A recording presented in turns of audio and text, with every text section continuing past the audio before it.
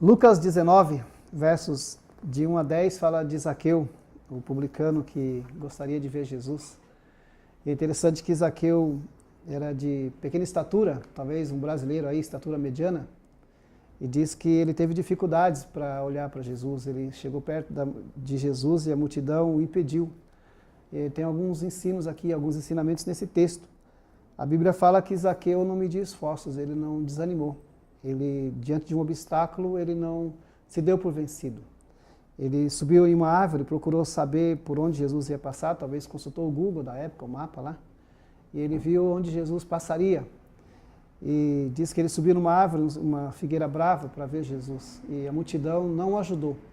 Eu queria pensar um pouco sobre a questão de facilitar a trajetória, o caminhar dos outros. A multidão não viu que Zaqueu estava ali, ou se viu, não ligou, não facilitou a sua trajetória. Que nós sejamos facilitadores da trajetória das pessoas e que nós possamos ajudar as pessoas e acolher as pessoas. Zaqueu não teve nenhuma acolhida, nem com esse grupo da multidão lá fora, nas ruas, e nem tampouco na sua própria casa. Porque na sua casa, quando ele recebeu Jesus, surpreendentemente, os seus amigos, ou as pessoas que estavam lá fora que o conheciam, começaram a julgar e a condenar Zaqueu em relação ao que Jesus estava fazendo, porque Zaqueu era um pecador. Jesus não poderia ter entrado lá.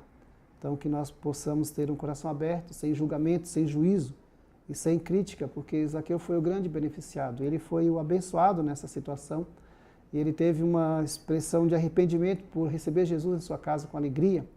E a Bíblia diz que Jesus deu um brado de alegria com a posição de Zaqueu, porque ele disse: Senhor, se eu defraudei alguém, eu restituo 4 vezes mais. Talvez o imposto de renda ali fosse quadruplicado a restituição naquele dia. E a multidão estava lá fora só reclamando. Então, muitas vezes nós ficamos reclamando, pensando que Deus é do nosso domínio. Nós dominamos Deus, Ele pensa do jeito que nós pensamos. E Jesus mostrou exatamente o contrário. Ele não pensa como o homem pensa, não age como o homem age. E Deus não pode ser dominado. No sistema religioso, Jesus não poderia estar na casa de Zaqueu, porque Zaqueu era um traidor da pátria. E cobrava impostos dos judeus para os romanos, então ele não era bem visto, não era amado. Jesus entrou na casa dele sem acepção e sem discriminação.